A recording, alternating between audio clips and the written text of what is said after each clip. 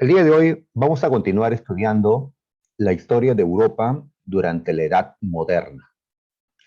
Hoy hablaremos sobre las monarquías absolutistas y también sobre la Revolución Inglesa. Ya tenemos dos temitas ya que tenemos que analizar: qué cosa fue el absolutismo, sus características, en qué países sobre todo se implantó, quiénes fueron sus reyes, sus guerras, sus obras, y la Revolución Inglesa, ¿no? ¿Por qué se dio? ¿Contra quién? ¿Qué cosa? ¿Cómo cambió la historia de Inglaterra a partir de esta revolución? Así que, muchachos, vamos a estudiar estos dos temitas, esperando que nos vaya bien, que aprendamos y que todo esto nos sirva para un futuro examen de admisión. Y hacerle recordar también que el día de hoy tenemos clase de largo. Vamos a desarrollar estos temas hasta las 10 de la mañana y luego vamos a continuar de 10 a 12 en una clase de repaso de lo que hemos estudiado pues hasta el día de hoy. Así es, hoy tenemos 4 horas de historia universal, ya que la semana pasada tuvieron 4 horas de historia del Perú. ¿Ya? Así que, muchachos, eh, empezamos, ¿ya? Buen día también, Mel Tueros. Buen día con todos. Así es, 4 horas, ¿ya? Viendo pues este rostro. Así que prepárense, prepárense. Ok, listo, entonces vamos a dar inicio, ¿ya? Muy bien, vamos a empezar estudiando el absolutismo monárquico o las monarquías absolutistas, ¿ya? Sería lo mismo. Muy bien, a ver, ¿qué ocurre, no? ¿Qué pasa? A ver, muchachos, en la Edad Moderna, y sobre todo en los siglos XVI, XVII y XVIII, existieron reyes todopoderosos en Europa. A esos gobiernos, a, esos, a esa forma de Estado que existieron en Europa en esta edad moderna, le llamamos las monarquías absolutistas. ¿Ya? Así es, una forma de monarquía en la que el rey tenía un poder ilimitado, ¿ya? Un poder, pues, absoluto.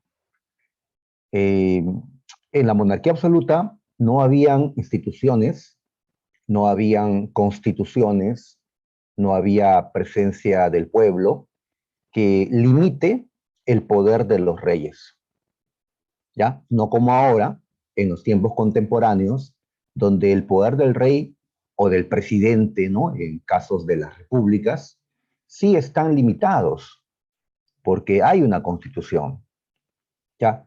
Hay un parlamento, hay una población, ¿no? Que se expresa, ¿no? Votando o saliendo a las calles, ¿no? Hay límites actualmente al poder de los gobernantes. En cambio, en la edad moderna, esos límites pues no habían, no habían. Por eso podemos hablar del absolutismo monárquico.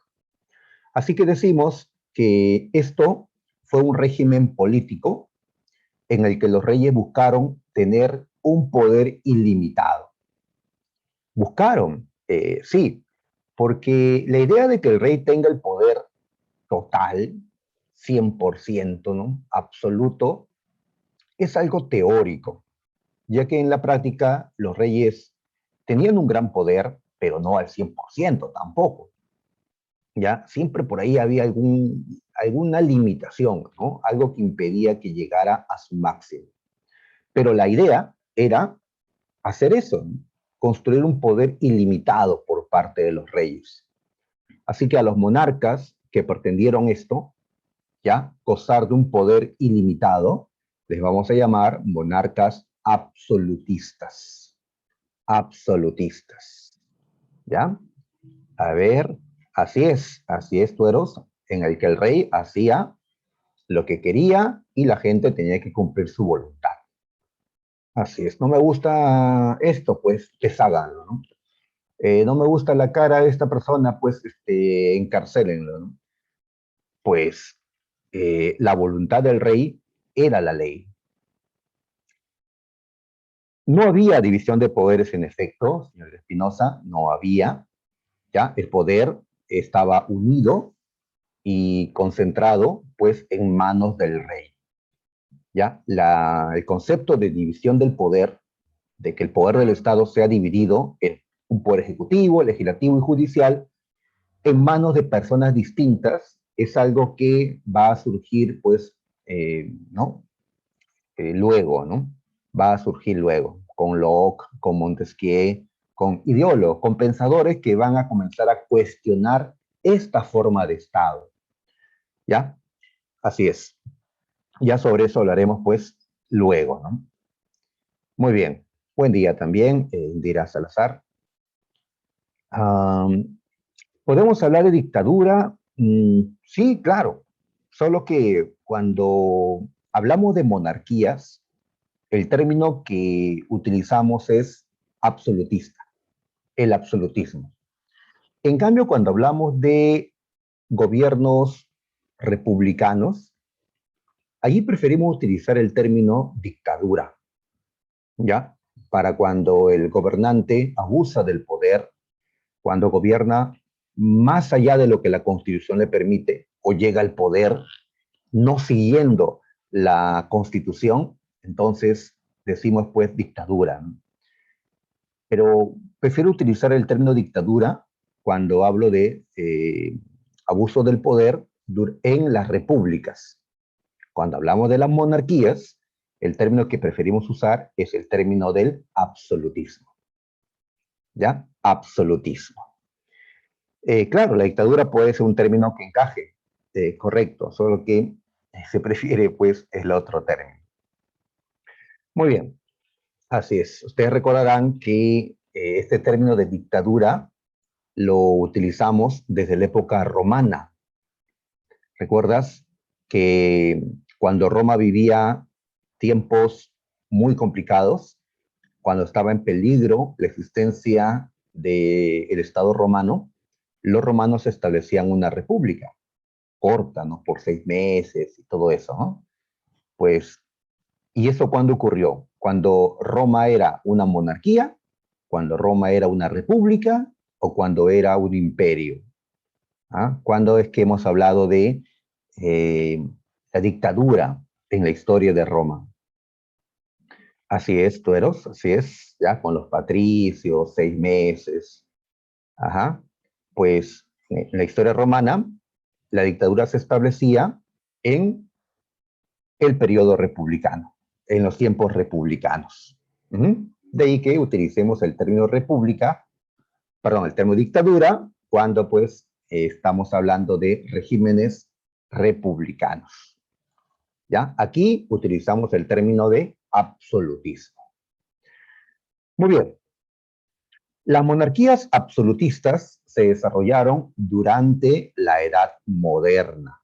Así es, para los que se han olvidado, la Edad Moderna es el periodo desde que cae Constantinopla en 1453 hasta el estallido de la Revolución Francesa en 1789. ¿Ya? Así que de mediados del siglo XV hasta finales del siglo XVIII viene a ser esta Edad Moderna, este periodo de la modernidad, el periodo del modernismo, como quieran llamarle. ¿Ya? Muy bien. Ahí están. ¿Y qué diferencia con la Edad Media? Porque cuando hemos estudiado la Edad Media, sobre todo el medioevo, es decir, en aquella época en que el feudalismo se desarrollaba fuertemente en Europa, pues en ese tiempo los reyes habían perdido su poder. Estaban allí pintados y los señores feudales no le hacían caso. Los papas no le hacían caso, más bien los reyes le hacían caso a los papas. En cambio ahora, en la Edad Moderna, se invierten las cosas. Ahora, feudales y hasta papas van a terminar, pues, siguiendo la voluntad de los reyes. ¿ya? Entonces ahí ves una gran diferencia entre lo que fue la época medieval y la época moderna, ¿ya? De un rey con poderes muy disminuidos a ahora un rey con poderes casi ilimitados, el absolutismo monárquico, ¿ya? Así es, así es. Muy bien, justamente San Marcos nos ha preguntado un par de veces, años atrás, ¿no? Hace ya tiempito cuando yo era postulante todavía, imagínate, o sea, antes de Cristo, ya nos ha preguntado San Marcos que justamente, ¿y cómo es que se origina esto? ¿Cuál es la génesis de este absolutismo monárquico? ¿No? ¿Qué pasó? Eso vamos a tener que señalarlo en un momento.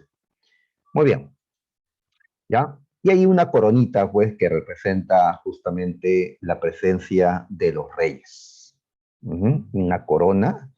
¿Cuántas veces hemos soñado o hemos jugado, pues, de niños a ponernos corona y a ser reyes y a, pues, que se cumpla nuestra voluntad, ¿no? Hemos jugado a ser reyes absolutistas, ¿sí? Y ya desde ese tiempo, pues, jugábamos a no ser democráticos, ¿no? Sino a querer que nuestra voluntad se cumpla. Eh, ya, así es. Muy bien. Ahora, vamos a ordenarnos porque no es lo mismo el absolutismo en el siglo XVI que en el XVII o en el XVIII. ¿Ya? A ver, en esta línea vamos a colocar al siglo XVI, los años 1500 y tantos. En ese siglo es que se formaron las monarquías absolutistas. En España, en Francia, en Inglaterra, etcétera. En el siglo XVI se forman, ¿ya? Muy bien, pero el poder de los reyes no había llegado pues a su tope, digamos, en el siglo XVI. No, ¿ya? Y cuando hablamos del siglo XVI, nos vamos a centrar en un reino, en el que más destacó en el siglo XVI. Una pista, chicos, fue el reino que más colonias llegó a tener en este tiempo, ¿ah? Que logró disfrutar de abundante oro y plata provenientes de América. Ya sabrás a qué reino me refiero. Pues este reino es el que va a, digamos, representar mejor el absolutismo en sus inicios en este siglo XVI. Y sí, me estoy refiriendo a España.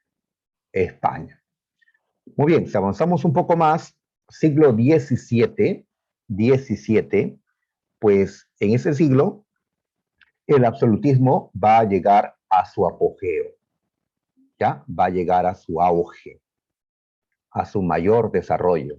Es decir, acá vivirán reyes cuyos poderes van a ser ahora sí, pues, prácticamente ilimitados, ¿ya? Cuando hablamos de el absolutismo en el siglo XVII, ¿ya? A ver, Castilla, bueno, ya para el siglo XVI, Castilla y Aragón se han unido y han dado vida a lo que llamamos España. Así que ya es correcto decir España en este tiempo. Le decía que en el siglo XVII, el reino que destacó fue el reino de Francia, ¿ya? Porque logró imponer su dominio en el continente europeo y porque pues el absolutismo que practicó fue el más destacado, ¿no? En esta Francia reinó un hombre llamado Luis XIV, el rey Sol, ¿ya? El máximo rey absolutista. Así que con él y en Francia llegamos al auge del absolutismo. ¿En qué siglo? El XVII, ¿ya? El XVII. La Revolución Francesa, me están ¿no? Preguntando, se va a vivir a finales del siglo XVIII, ¿ya? A finales de esta flechita, ¿ya? Muy bien, cuando ya sea la Revolución Francesa y cae la monarquía absoluta y decapitan a un rey, pues, ¿eso qué significa? Que el absolutismo ya estaba en crisis. Para que caiga, pues tuvo que haber estado en crisis, ¿ya? Entonces, cuando hablamos del siglo XVIII, ya el absolutismo monárquico ya está experimentando una fuerte crisis. Criticado, ya rechazado por la burguesía, por la población, el absolutismo todavía existe, pero está siendo fuertemente rechazado ya por, ¿no?, la población europea en el siglo XVIII. ¿Ya? Muy bien, y así ya a finales de este siglo, con la Revolución Francesa, se produce la caída del absolutismo en Francia. Pero todavía el absolutismo va a seguir viviendo en otros reinos, inclusive en Francia se va a reimplantar tiempo después, siglo XIX, el absolutismo, sin embargo, sigue en crisis, cada vez peor, y ya a principios del siglo XX ya el absolutismo ha muerto en toda Europa.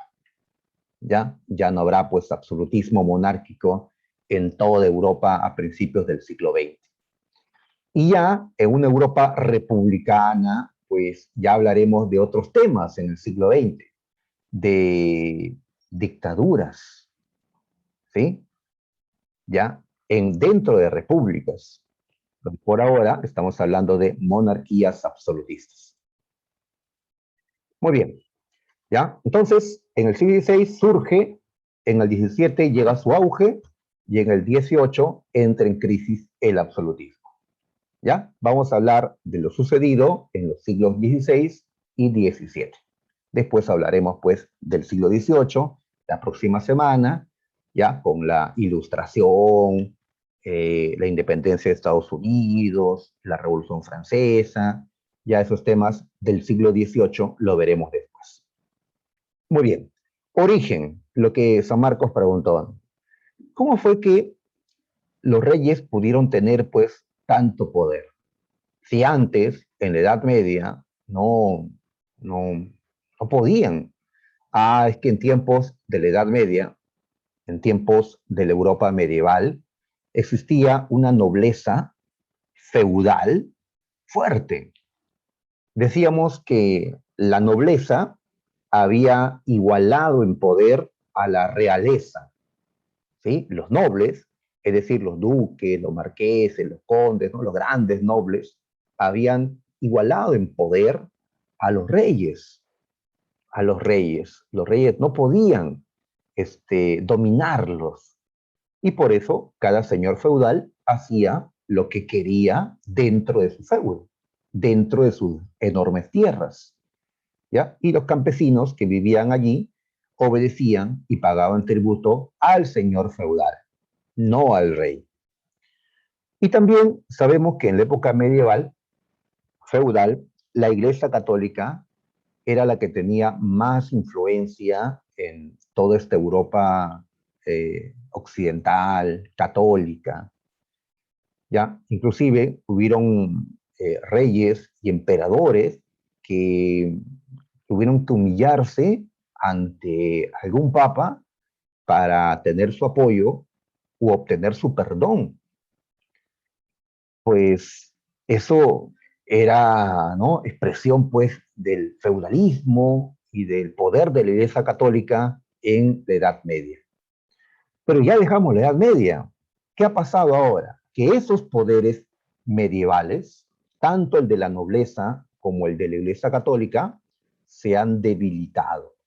¿Ya? Así como una balanza, cuando eran fuertes los nobles y la Iglesia Católica, pues estaban por encima del reino.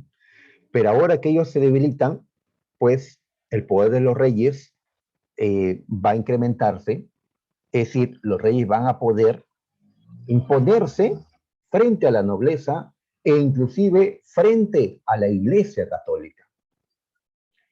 ¿Y en qué momento se debilitó la nobleza? ¿En qué momento fue que el feudalismo entró en crisis? Pues lo hemos estudiado. Hemos dicho que la crisis del feudalismo empezó cuando los señores feudales fueron derrotados en las cruzadas, ¿sí? Un conjunto de guerras que se pelearon desde el siglo XI hasta el siglo XIII. Muy bien, así que A finales de la Edad Media, los señores feudales habían perdido fuerza. No habían podido tomar Jerusalén. Bueno, un momento lo tomaron, pero después lo perdieron y no pudieron volver a hacerlo. Así que esta debilidad de los feudales significó pues, que los reyes poco a poco pudieran imponerse frente a estos, poco a poco.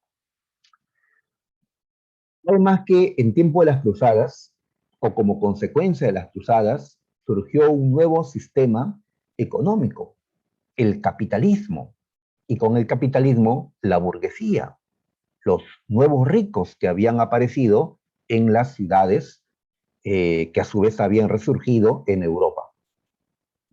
¿Ya? Y frente a la crisis del sistema feudal, pues el capitalismo va a comenzar a crecer, ¿ya? Y tomar su lugar poco a poco, ¿ya? De esa manera, el surgimiento del capitalismo, pues genera también, ¿no? Una mayor crisis del sistema feudal. Por otro lado, la Iglesia Católica también se ha debilitado. Hemos mencionado ya varias crisis que tuvo la Iglesia, como el cisma de Oriente, el cisma de Occidente, ¿ya? Pero lo que más debilitó a la Iglesia Católica en esta Europa occidental, donde nos hemos ubicado, es aquello que estudiamos la última clase. ¿Ah? Martín Lutero, Juan Calvino, pues se enfrentaron de tal manera a la Iglesia Católica a principios del siglo XVI que la debilitaron, generaron que, digamos, la mitad de los cristianos de Europa abandonen a la Iglesia Católica y pasen a integrar otras iglesias que hemos llamado protestantes. Muy bien, entonces este movimiento hemos llamado la Reforma Protestante y debilitó ya fuertemente a la Iglesia Católica en el siglo XVI. Entonces, frente a esto, los reyes van a poder también ahora imponerse frente a la Iglesia Católica, que ya no era todopoderosa como antes, ya no. Ahora el Papa había sido fuertemente cuestionado, pues así, ya los reyes pudieron aprovechar la crisis que afecta pues a estos otros poderes y había terminado pues imponiéndose. ¿Ya? Ahí está. Muy bien. Justamente nos ubicamos en el siglo XVI, cuando la iglesia está siendo golpeada por la reforma protestante y un sistema feudal que sigue en proceso de decadencia. En ese contexto y con la presencia de la burguesía, pues el absolutismo monárquico se construye en el siglo XVI. Y por cierto, la burguesía, ¿qué posición tuvo frente a los reyes? Al inicio, la burguesía apoyó a los reyes, porque la burguesía también estaba en rivalidad con los señores feudales y con la Iglesia Católica. Como los reyes también estaban en rivalidad con ellos mismos, entonces reyes y burguesía pues tuvieron una especie de alianza, ¿no? ¿Ya? Muy bien, así que por un lado la burguesía crecía con sus negocios, ¿no? Adquiriendo riqueza. Por otro lado, los reyes pues adquirían el poder absoluto. ¿Ya? Más adelante van a terminar chocando los reyes absolutistas y la burguesía. Van a terminar chocando.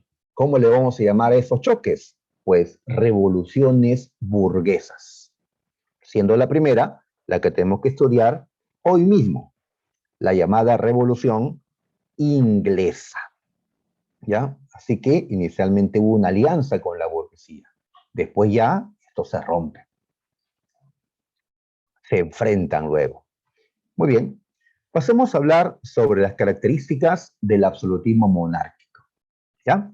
Muy bien, cualquier duda, sigan ahí anotando para poder, pues, conversar sobre las dudas, ¿no? Muy bien, muchachos. Ajá. Sábado en la mañana, pues, no sé por qué nuestra mente asume que deberíamos descansar, ¿no? Pero aquí estamos estudiando, esforzándonos. Ajá. Así es, chicos. Así lo necesita el país. Muy bien. A ver, una característica fundamental del absolutismo monárquico es el centralismo. Es decir, que todo el poder se centra o se concentra en una sola persona. Esto es lo opuesto a la separación de poderes. Es lo opuesto, porque en este caso el rey tiene los tres poderes. El ejecutivo, es decir, el rey gobierna. El legislativo, es decir, el rey legisla, crea leyes. Y el poder judicial, es decir, el rey en última instancia es el que imparte justicia. Ujú. Muy bien. Así es, fin de semana, por eso ya el cuerpo lo sabe, como dicen. Ya, la verdad es que con el encierro ya el cuerpo ya no sabe si es sábado, lunes. Mm. Ok, entonces tenemos esto de la concentración del poder. ¿Ya? Muy bien. Así que, ¿cómo es que se acaba con la monarquía absolutista?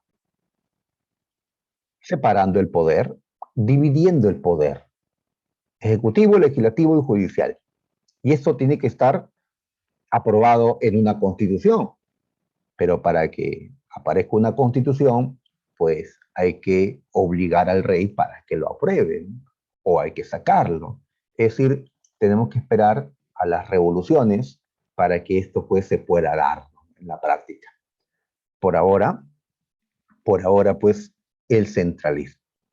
Otra característica de esto es el providencialismo. ¿Ya? Viene de la providencia, como se le denomina también a Dios. ¿Qué significa esto? Es una creencia, una, no, una idea de que el poder de los reyes provenía de Dios, ¿ya? Que era la voluntad de Dios que estos hombres sean reyes y que tengan poder absoluto. Le podemos llamar también el derecho divino de los reyes, ¿ya? Que su poder tenía un origen divino, señalaban, ¿ya? Así que los mismos reyes se creyeron esta idea de que el poder venía de arriba, venía de Dios, ¿ya? En la actualidad nosotros tenemos otra idea.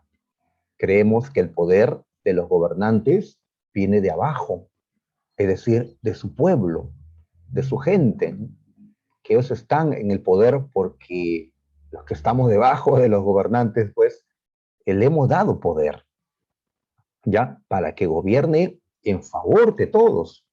Y si solo gobierna en favor de ellos, pues le quitamos pues el poder, ¿no? Y aparecerán con el tiempo intelectuales, filósofos que van a justificar esto. Por ahora se creyó, ¿no? La gente llegó a creer que el poder en efecto tenía un origen divino, ¿ya? Y que si la gente se rebelaba contra el rey por su mal gobierno, era como rebelarse contra Dios, porque ellos estaban aquí por voluntad de Dios, ¿ya? Por eso no vemos rebeliones, casi no vemos rebeliones contra los reyes en la época absolutista, por temor, pues, a que ya Dios nos castigue, ¿no? Por ir en contra de su voluntad.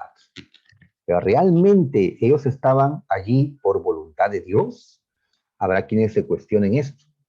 Los ingleses, pues, van a empezar, ¿no?, con esto, como veremos luego, la Revolución Inglesa. Muy bien, ahí está. Actualmente nosotros pedimos que los gobernantes den cuenta de lo que hacen, que sean transparentes y nos digan, pues, ya quién va a ocupar este cargo, cómo se gastó, cuánto dinero, con quién conversó. En cambio, en ese tiempo, los reyes decían, no tenemos que dar ninguna cuenta de lo que hacemos a la gente. ¿Acaso ellos nos han puesto? A quien daremos cuenta de lo que hacemos únicamente a él, pues Dios.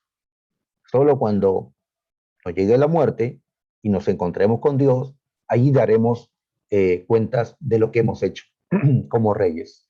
Pero al pueblo no tenemos por qué rendir cuentas, ¿ya? Entonces era, pues, otra, otra idea, ¿no? Muy bien, entonces el providencialismo era la justificación ideológica del absolutismo, ¿ya? Decir que el poder viene de Dios, por eso debía ser absoluto, ya que Dios es absoluto. Otra característica, y que fue pregunta de admisión de San Marcos, fue el regalismo. El regalismo. Así es, un poder celestial, ¿no? De ahí vienen, eh, según pues se decía. En cambio ahora no, ahora decimos pues, si son creyentes, la voz del pueblo es la voz de Dios, ¿no? Como que se ha invertido las cosas, ¿no? En ese tiempo, pues, la voluntad del rey era la voluntad de Dios. Muy bien, regalismo, ¿qué es esto? A ver, tanto poder querían los reyes tener que ellos querían controlar también los asuntos de la Iglesia Católica.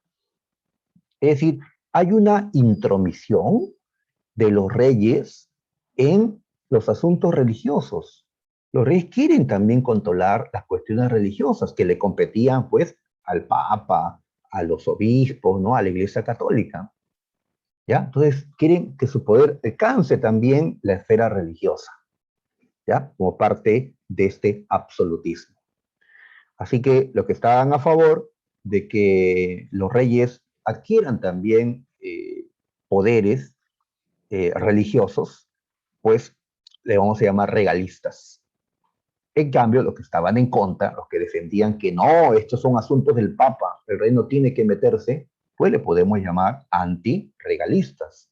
Como ocurrió, tal vez lo hayan visto en la historia del Perú, como ocurrió esto con los jesuitas. Los jesuitas, una orden católica muy importante en el virreinato peruano, era antirregalista. Se oponía a que el absolutismo español pues se entrometa en los asuntos de la Iglesia Católica, ¿no? Defendiendo el poder del Papa por encima de los reyes. Pues por esta razón, el rey de España, Carlos III, echó a todos los jesuitas del Perú y de España, ¿no? En esa época del siglo XVIII, por su antirregalismo. Muy bien, ahí tenemos tres características. A ver, ¿qué más agregamos por acá? A ver, dice, el monarca era la cabeza del Estado, por lo cual podía, a ver qué podía, dice, conformar un ejército permanente. Así es, ¿ya? Eh, Antes, pues, había no un ejército en Francia, había varios ejércitos, ejércitos feudales. Cada noble francés tenía pues su propio ejército que obedecía a él, ¿ya? Eran sus vasallos. Pues ahora lo que se busca es un ejército nacional, ¿ya? Un ejército que responda a los intereses del rey, ¿ya? Y que sea permanente, como hasta ahora lo es, ¿no? No hay guerra, pero el ejército está allí para, pues, defender, ¿no? Al Estado, ¿no? La permanencia de esta organización, ¿no? Muy bien. Eh, ¿Qué más podía hacer el rey? Dice, establecer relaciones diplomáticas con otros estados. En efecto, hubo mucha diplomática en este tiempo. No podían estar siempre en guerra, ¿no? Podían establecer pues acuerdos diplomáticos, alianzas diplomáticas, ¿ya? Muy bien, los embajadores, los cancilleres importaron entonces en estos tiempos. Muchas veces una alianza entre reinos se podía concretar a través de un matrimonio.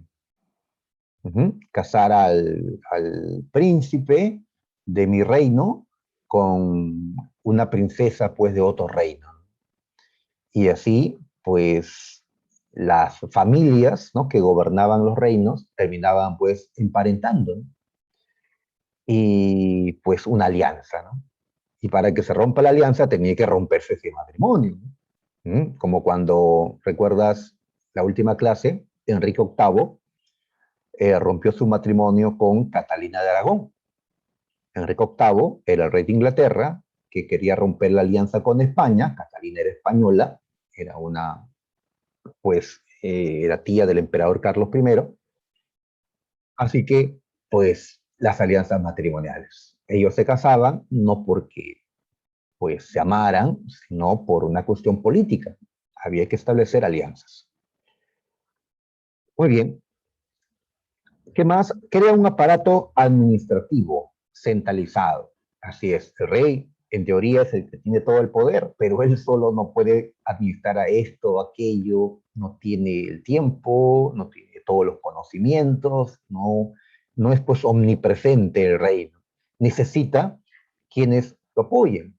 Así como ahora, ¿no? El presidente llama a sus ministros, llama a viceministros, llama a asesores, pues igual tiene que hacerlo el rey, ¿ya? Una burocracia que va a servirle, que va a atenderle, ¿no?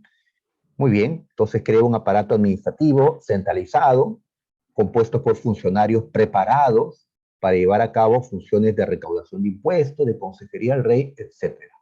Ahora, ¿quiénes ocupaban estos altos cargos en la administración de las monarquías? Pues no podía ser cualquiera. Solo podían serlo gente de la alta nobleza o del alto clero, ¿ya? Así que, pues, condes, marqueses, duques, o obispos, arzobispos, podían ocupar esos cargos. Pero, profe, ¿no que estaban enfrentados los señores feudales y los reyes? Claro, estuvieron enfrentados, pero cuando ya los reyes ganaron, cuando ya los reyes derrotaron a la nobleza, pues los nobles tuvieron que agachar la cabeza, convertirse en nobles cortesanos, en nobles que van a pertenecer a la corte del rey, para adularlo, para, eh, pues, servirle, ¿ya? ¿Por qué los nobles tuvieron que agachar la cabeza? Para poder conservar sus castillos, sus feudos, ¿ya? Sus siervos, sus poderes feudales, ¿ya? Para que los señores feudales puedan conservar sus poderes económicos, sociales, tuvieron que obedecer a los reyes. Perdieron su poder político, pero conservaron su poder económico, sus privilegios sociales. Y así la nobleza ahora es aliada de los reyes, ¿ya? Es aliada. Claro, hubieron quienes se oponían, que se resistían, pero mayormente ya pues ha agachado la cabeza la nobleza. A ver qué están anotando los muchachos. Existía el incesto. El incesto. Ya. Bueno, sí, sí existía el incesto, pero no, pues, digamos, entre hermanos, pero sí entre primos, tío sobrino, tía sobrina, ¿no? Entre, sí, normalmente así, ¿no? Pero sí, sí habían, digamos, matrimonios entre parientes, eh, así muy cercanos, ¿no?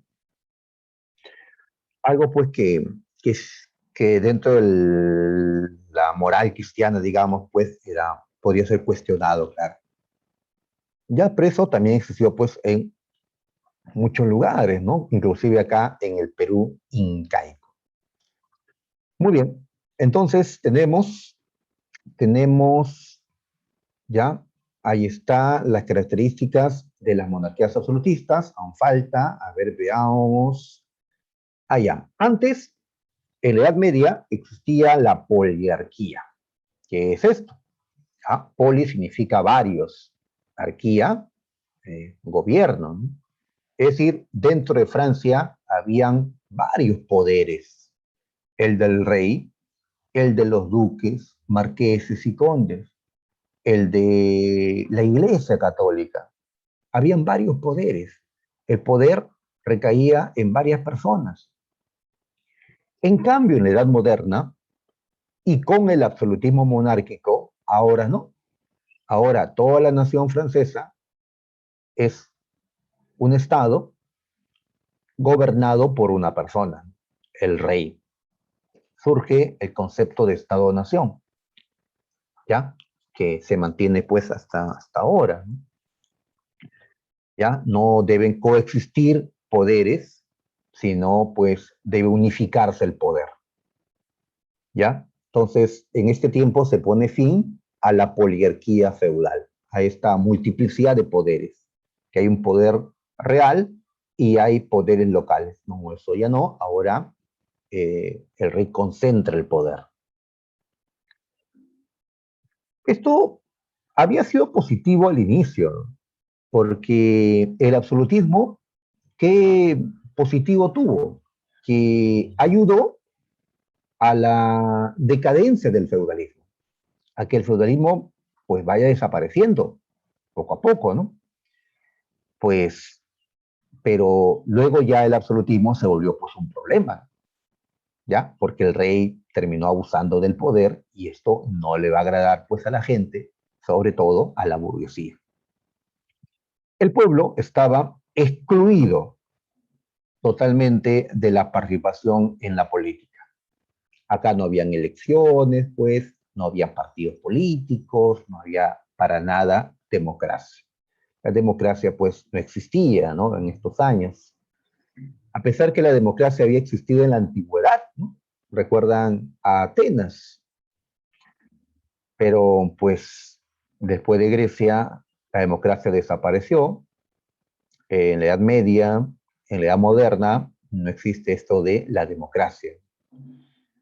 Recién en la edad contemporánea va a volver a existir, ¿no? La democracia. Muy bien, acá la población estaba totalmente excluida. La gente era considerada súbditos, o sea, deben obediencia al rey, solo obediencia. En cambio, ahora nosotros tenemos un concepto de ciudadanía, que la gente, pues son ciudadanos, ¿ya? Que tenemos deberes, obligaciones, sí, pero también tenemos derechos, libertades, y le exigimos a los gobernantes que respeten nuestros derechos, ¿no? Respeten nuestras libertades, ¿no? El concepto de ciudadanía que había existido también en la antigua Grecia, ¿ya? Y hasta Roma, pero después desapareció en la Edad Media, en la Edad Contemporánea, y producto de las revoluciones que se van a vivir, las revoluciones burguesas, volverá a surgir el concepto de ciudadanía, que hasta ahora pues mantenemos, ¿no? Yo no me considero un súbdito, sino un ciudadano. Muy bien. Ahora, ¿qué cosa había quedado del feudalismo? Pues varios elementos, por ejemplo, los estamentos. ¿Ya? Recuerdan que la sociedad estaba dividida en tres grupos: los nobles, los clérigos y todos los demás. ¿Ya? A esos todos los demás le hemos llamado los laboradores, el tercer estamento, el estado llano. Muy bien. ¿Y cuál era el gran defecto de esta sociedad dividida en estamentos? Que el que nacía en un estamento no podía cambiar de estamento, no podía ascender de un estamento bajo a un estamento superior. La sociedad estamental es aquella que niega la posibilidad de ascender, de progresar. ¿Ya? No se puede, no se puede. ¿Ya? Pues los burgueses surgieron en el tercer estamento, ¿ya? Donde está el estamento de la gente que trabaja. Y por más que los burgueses, muchos de ellos, ¿no?, acumularon riqueza, ¿ya? O también cultura, porque a sus hijos los pusieron pues en la escuela, en las universidades, por más que habían grandes intelectuales, grandes empresarios, en el sector burgués, la burguesía seguía en el tercer estamento, en el estamento bajo, ¿ya? ¿Por qué? Porque es una sociedad estamental en la que no se puede ascender. ¿Y para qué ascender? Los que estaban arriba, en los dos primeros estamentos, estaban exonerados del pago de impuestos o podían ocupar cargos en el Estado. ¿Ya? Me refiero a la nobleza y el clero. La burguesía estaba en el tercer estamento junto con la gente, pues, de bajos recursos, ¿no? La gente pobre de las ciudades o del campo. Esta sociedad así estamental va a ser rechazada, ¿ya? Va a ser rechazada por la burguesía, pues en este tiempo era lo normal, ¿no? Es lo normal. Ahora, San Marcos nos hizo una pregunta sobre este tema, nos planteó que eh, a finales de la Edad Moderna, ya en el siglo XVIII, esto cambió. Cambió porque hubieron burgueses, que eran del tercer estamento, que pudieron pasar al estamento de la nobleza, al primer estamento. ¿Y cómo así? Es que para el siglo XVIII se podía comprar títulos de nobleza. Títulos de nobleza, sí, título de conde, de marqués, de duque. Y si adquirías un título de estos, ahora pues pertenecías ya al estamento de la nobleza. Y así hubieron burgueses con plata que lograron en alguna subasta de un título nobiliario comprar el título, ofreciendo mucho dinero, ¿no? Y así ahora eran burgueses ennoblecidos. Se van a llamar la nobleza de toga, porque eran intelectuales estos burgueses. La toga la usamos cuando nos graduamos, ¿no? La ropa está. Muy bien. A diferencia de los nobles de origen feudal, conocidos como los nobles de espada, porque provenían de caballeros, ¿no? De guerreros medievales. Pero esto solamente fue para aquellos, pues, que pudieron comprar títulos de nobleza, ¿sí? Algunos burgueses que tenían, pues, mucha plata, y esto no se daba, pues, todos los días, ¿no? Esta venta de títulos. Así que solo un pequeño sector de la burguesía pasó a la nobleza. El resto, la mayoría de la burguesía, seguía en el tercer estamento. Muy bien, contra esto se van a dar las revoluciones y van a plantear la igualdad ante la ley, ¿ya? Para que no haya estamentos. Muy bien. Por otro lado, los reyes controlaban las actividades económicas. Había un fuerte intervencionismo estatal sobre la vida económica del país. Ahora, la fuerte presencia del Estado, del rey, ¿no? Con su burocracia, le quitaba libertad económica a la burguesía. ¿Ya? Por eso también van a chocar en este aspecto. La burguesía reclamará pues libertad para poder producir, comercializar, ¿no? Invertir, contratar. En cambio, pues el Estado pues quería controlar también pues la cuestión económica. En estos años se desarrolló una doctrina económica conocida como el mercantilismo. El mercantilismo. En el mercantilismo, acá mencionamos, dice, es una doctrina económica que el Estado absolutista desarrolló en Europa en esta edad moderna. ¿En qué consiste el mercantilismo? Pues lo que se buscaba era la mayor acumulación posible de metales preciosos. ¿Ya? Los reinos que más metales preciosos, es decir, oro y plata, acumulasen, eran considerados pues, los reinos más ricos. ¿Y cómo se logra eso? Pues buscando una balanza comercial favorable. Es decir, hacer que el Estado, el reino, exporte más e importe menos. en la medida que exportamos, ingresa al reino oro a través de las monedas, ¿no? Ingresa el oro y la plata. Y como vamos a importar menos, entonces saldrá menos oro y plata del reino hacia los demás reinos. De esa manera tendremos una balanza comercial favorable. ¿Ya? Para eso hay que establecer barreras aduaneras. Es decir, hay que elevar los impuestos a las importaciones, ¿ya? Para alejar, pues, gran parte de esos bienes que de afuera querían entrar al reino. Hay que proteger la producción interna, ¿ya? En el mercantilismo se practica el proteccionismo, ¿no? Se busca proteger, ¿no? Lo que se produce, ¿no? Acá internamente. Muy bien, entonces estas medidas iban en contra de lo que más adelante será el libre comercio. El comercio, pues, sin trabas, casi sin impuestos, que va a practicarse, pues, ya en el siglo XIX hasta ahora, ¿no? El comercio libre, ¿no? Acá no, acá habían políticas proteccionistas. Y para exportar más había que incentivar la producción acá adentro y que sean productos, pues, de gran demanda, ¿no?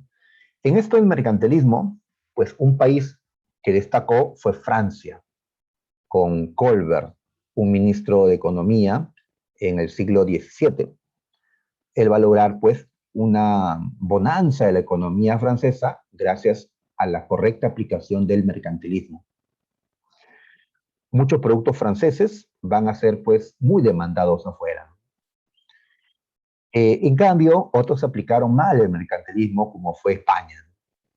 España cayó en el bullonismo, es decir, en simplemente la búsqueda de oro y plata de sus colonias, nada más, ¿no? Y no eh, estimuló, pues, la producción interna o la balanza comercial favorable que decíamos. De ahí que España, pues, disfrute de esa riqueza de sus colonias por un tiempo, pero después lo pierde, ¿no? Otros más bien sí crecieron como Francia, Inglaterra, Holanda, por ejemplo. Muy bien, sigamos a ver. Uy, ya son las 9 ya.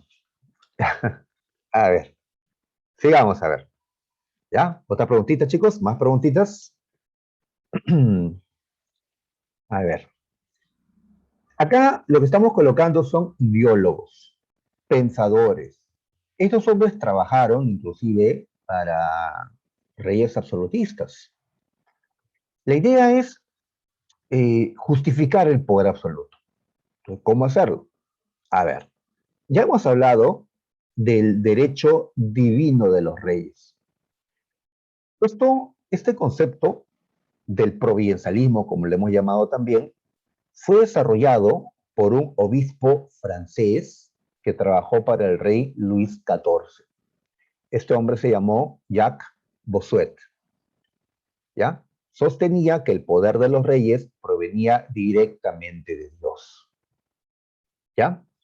Por lo tanto, el monarca no tenía que rendir cuentas de su gestión a nadie, a ninguna persona, solo a Dios, solo a Dios, ¿ya? Así que es lo que hemos señalado, ¿no? Hace un momento, ¿ya? Bossuet. Muy bien, pero un concepto más moderno, digamos, del absolutismo, o una justificación más moderna, más avanzada del absolutismo, fue el que sostuvo Thomas Hobbes, ¿ya? Un filósofo inglés, ¿ya? Bossuet es de Francia, Hobbes es de Inglaterra, ¿ya? Son casi la misma época, pero Hobbes va a tener otra manera de ver las cosas, ¿ya? En una obra de Thomas Hobbes, conocido como o llamado el Leviatán es el Estado. En esta obra, Leviatán, ¿qué cosa argumentaba Hobbes? ¿Ya? A ver, eh, Hobbes nos habla de el estado de naturaleza en que vivía el hombre. Estado de naturaleza, ¿qué es eso? A ver, diferenciemos la sociedad civil, la sociedad organizada, con leyes, ¿ya? Con un gobierno, ¿ya? Un Estado, ¿ya? Diferenciemos eso, una sociedad civil, un Estado, con el estado de naturaleza. O sea, cuando el hombre vivía sin que existan leyes, sin que existan gobiernos. No habían reyes. Al inicio nos hablan. No habían reyes. El hombre vivía en un estado de naturaleza.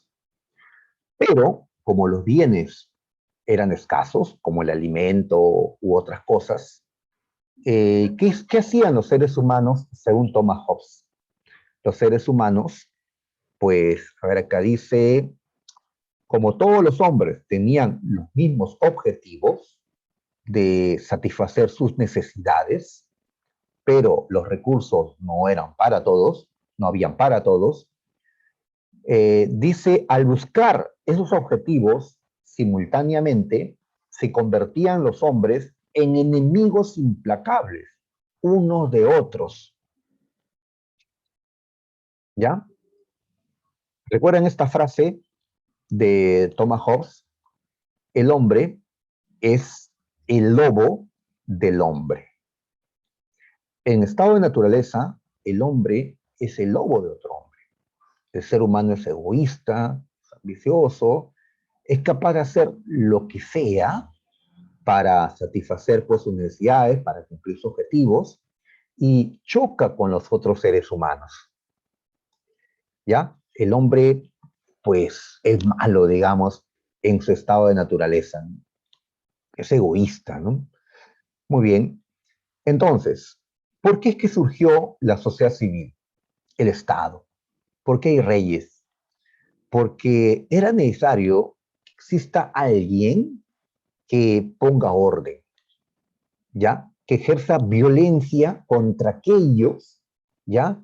Que, pues, ejercían, ¿no? su voluntad frente a otros, ¿no? Por eso, la necesidad de la sociedad civil, del Estado, de un rey. ¿Qué dice por acá? Para llevar una vida en sociedad, debía ceder los hombres parte de sus derechos al Estado a través de un contrato social. Este Thomas Hobbes es uno de los primeros que habla de un contrato social, en que la gente cede ya sus poderes, cede sus libertades al gobernante para que éste ponga orden. Ya, si no, pues sería lo que sea, ¿no? Muy bien, de esa manera trata de justificar Thomas Hobbes ¿no? el poder del rey. ¿Ya? Como el hombre es el lobo del hombre, entonces el rey tiene que ser un gobernante pues con plenos poderes, con plena autoridad para mantener el orden, para mantener la seguridad. ¿Ya? Muy bien, entonces es otra manera de argumentar para justificar el poder. A ver, me están preguntando con qué rey comenzó el absolutismo monárquico. Ya, no es una pregunta fácil, no lo es, ¿ya? Eh, pues, si la pregunta fuera ¿con qué rey se consolidó el absolutismo monárquico? Ahí sí ya la respuesta es bien conocida. El rey Luis XIV de Francia. Pero ¿con quién empieza? ¿No? Es la cuestión. Porque el poder poco a poco va a ir aumentando, aumentando, y llega un momento en que decimos, pues ya está consolidado el poder con Luis XIV. A ver, voy a considerar a un rey de España, que ustedes deben de conocer por historia del Perú, Carlos I.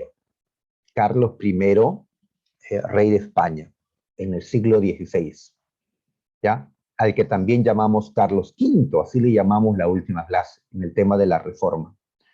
Con él podemos decir que ya podemos considerar que existe el absolutismo. No en un poder al 100%, pero ya hay absolutismo. No tienes que llegar al 100% para decir que hay absolutismo. En sí, los absolutos pues no existen. No se llega al 100%. ¿Ya? Sino que el absolutismo es una tendencia a lograr eso, una tendencia. Muy bien, entonces, Esta es la portada de la obra de Thomas Hobbes, Leviatán, donde ahí aparece el Estado, eh, que está representado por el rey. Ahí está, que tiene el control, la fuerza, no tiene su espada, pues, sobre la población. Muy bien.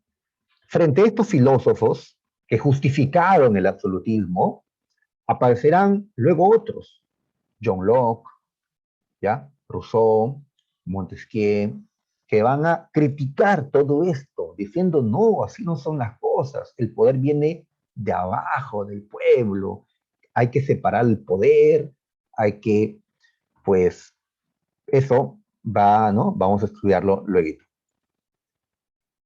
A ver, me preguntan si Roma fue absolutista. Pues sí, Roma fue absolutista, ¿no? Depende en qué periodo, ¿no? En tiempos de la República, Roma no fue absolutista. Fue en tiempo del Imperio cuando Roma sí fue absolutista. Los emperadores romanos, pues, tenían esta tendencia, ¿no? A buscar el poder ilimitado. Claro, hasta tiempos de Roma hubo el poder absoluto de los reyes, de los emperadores, en este caso de Roma. Ya cuando viene la Edad Media es que ese poder decae, ¿ya? Y recién ahora, en la Edad Moderna, es que el poder absoluto de los reyes ha vuelto, ¿ya? En la Edad Media, pues, salvo excepción, ¿no? Con Carlomagno, eh, pues, el poder absoluto era un concepto que no, que había desaparecido en Europa.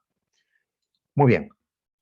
A ver, nos ubicamos en España, ¿ya? Vamos a hablar de España, luego de Francia y al final, pues, de Inglaterra, ¿no? ¿Por qué España? Porque acá empieza el absolutismo. ¿Por qué Francia? Porque ahí se consolida. ¿Y por qué al final Inglaterra? Porque en Inglaterra es donde empieza la crisis del absolutismo. En Inglaterra cayó primero el absolutismo. A ver, para hablar de España, vamos a ubicarnos en el siglo XVI. Ahí está, la primera mitad del siglo XVI, cuando reinó este hombre llamado Carlos I. ¿Ya? Seguramente lo recuerdas, ¿ah? Él era nieto de los reyes católicos, Isabel de Castilla y Fernando de Aragón, hijo de Juana la Loca, ¿no? Su madre, y Felipe el Hermoso, un austriaco. Carlos I. Lo debe de conocer por historia del Perú, porque él era rey de España cuando Francisco Pizarro invadió el Tahuantinsuyo. Carlos I, años después, fundó el Virreinato del Perú, el Virreinato peruano. O también lo conoces a este hombre por historia universal, por el tema reforma protestante, porque este Carlos I fue al mismo tiempo rey de España y emperador de Alemania. Y en Alemania fue conocido con el nombre de Carlos V, ¿ya? Él se enfrentó a los luteranos de Alemania, como vimos la semana anterior. Ahí aparece una pintura de Carlos I, ahí está con su traje medio raro, ¿ya? Eh, pues, ¿qué puedo decir de su traje, no? Yo no me pondría. A ver, muy bien, ahí está Carlos I, hijo de una loca y un hermoso. Estoy solo exagerando, ¿no? Así le decían pues a sus padres, ¿no? Muy bien. Ahora, como él era hijo de Felipe el Hermoso, ¿ya? Y Felipe era parte de una familia austríaca conocida como los Habsburgo, ¿ya? Entonces, este Carlos I de Habsburgo, porque su padre no se apellida así, es el primer rey con este apellido en España. Decimos por eso que con Carlos I se inició la dinastía Habsburgo en España. ¿Ya? Antes, con los reyes católicos, habían gobernado los de la dinastía Trastámara. Ahora estamos con los Habsburgo. ¿Ya? También conocidos como los Austrias. ¿Por qué les dirán los Austrias a estos reyes Habsburgo de España? Porque la familia Habsburgo provenía de Austria. ¿Ya? Muy bien. Bien, ya sabemos que Carlos también era emperador de Alemania, en ese tiempo llamado el Sacro Imperio Romano Germánico. Nombre muy largo, colocamos simplemente Sir. Ahí están. Allí en Alemania era llamado Carlos V. En España es llamado Carlos I. ¿Ya?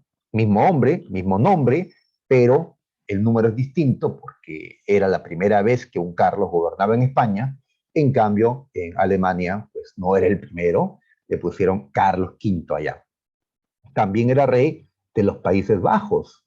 Es decir, en ese tiempo los Países Bajos eran Holanda, Bélgica, que actualmente ya son países pues independientes. También dominaba parte de Italia, Milán, que está al norte, Nápoles, que está al sur de Italia. Así que tenía diferentes territorios en Europa este hombre. Por eso es considerado el monarca más poderoso de su tiempo, Carlos I o Carlos V. Ahora, la base de su poder no era tanto sus tierras en Europa, sino las ricas colonias que llegó a conseguir ya en este siglo XVI. Se formó el gran imperio colonial en Hispanoamérica. Claro, en tiempo de Carlos I, miran las fechas, ¿ya? El imperio incaico, pues, fue invadido por los españoles. ¿Sí? 1532, ¿no? Cuando capturan Atahualpa, pues está dentro del reinado de Carlos.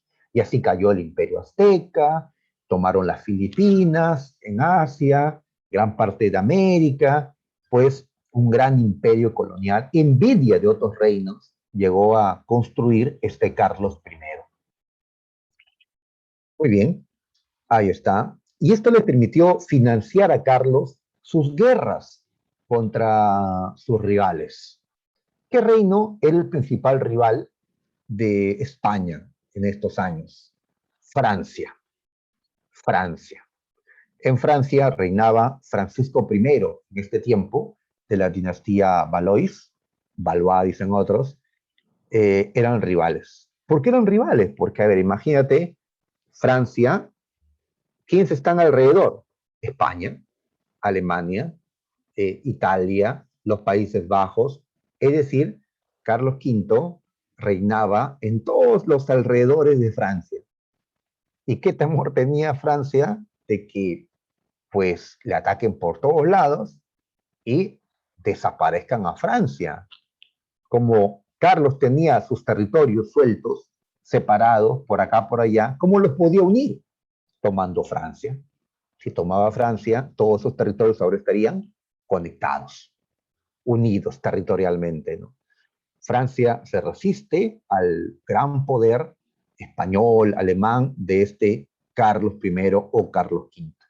Pero cuando pelearon, por ejemplo, en las guerras de Italia, llamadas así porque se pelearon por el control de todo el norte de Italia, donde antes destacábamos a ciudades como Génova, ¿no? Florencia, Milán, Venecia, ¿recuerdan? Pues se peleaban por esas tierras. El problema de Italia era que Italia había permanecido dividida, ¿ya? Italia, no había una Italia, había muchas Italias, ¿no? Muchas, en Roma, Nápoles, Milán, etcétera. Así que los reinos unificados, como España, Francia, pues querían controlar estas ciudades ricas del norte de Italia. Muy bien, ¿quién ganó las guerras de Italia? Pues España, con Carlos I, derrotó a Francia, a Francisco I, y de esa forma, pues el norte de Italia, que estamos llamando Milán o el milanesado, cayó en manos de este hombre. ¿Ya? Y así, con esta victoria, ¿ya? Y otras luchas que se dieron en la época, podemos decir que España, con sus victorias en Europa y con la gran riqueza que obtiene de sus colonias americanas sobre todo, España se convirtió en este siglo XVI en la primera potencia europea, la primera potencia, ¿ya? Y así se va a mantener todo este siglo XVI. España, el número uno de Europa. en gran parte gracias a nosotros, los peruanos, ¿no? Se llevó pues el oro y la plata que Atahualpa les dio, ¿no? Y todo lo que van a saquear pues del Cusco y de las minas de Potosí y todo lo que ustedes aprenden pues en historia del Perú. Muy bien, pero cuando eres fuerte, cuando estás arriba, pues te ganan muchos enemigos porque quieren tu lugar. Ajá, ya. Este hombre tenía muchos enemigos. Un enemigo fuerte eran los turcos, el imperio otomano, el imperio turco, que había destruido el imperio bizantino en el siglo XV. Ahora, en el siglo XVI, los turcos querían expandirse por Europa. Habían construido una fuerte marina de guerra y estaban avanzando por el mar Mediterráneo. Por el mar Mediterráneo. Querían volverlo pues un mar musulmán. En cambio, este Carlos es defensor del catolicismo. Pues guerras entonces entre España y los turcos, entre católicos y musulmanes, peleando ahora en el mar. ¿Ya? Ahí están. Para eso, España va a formar una poderosa marina de guerra, una marina que va a llevar un nombre un poquito exagerado. Le van a llamar la Invencible a la Marina Española. Mm, ya, pues, ya, sí, pues también escuché cuando están comentando lo de Castillo, cuando empezó su discurso, el 28, pues, justamente condenando la dominación española, ¿no? Pues, claro, ese discurso contra España, pues, por supuesto, recibe aplausos de uno y condenas de otro, porque aquellos que más valoran el pasado indígena, no andino, y pues consideran que en efecto, pues la sociedad andina fue casi destruida por la invasión española, pues pudieron haber aplaudido, ¿no? Lo dicho por Castillo.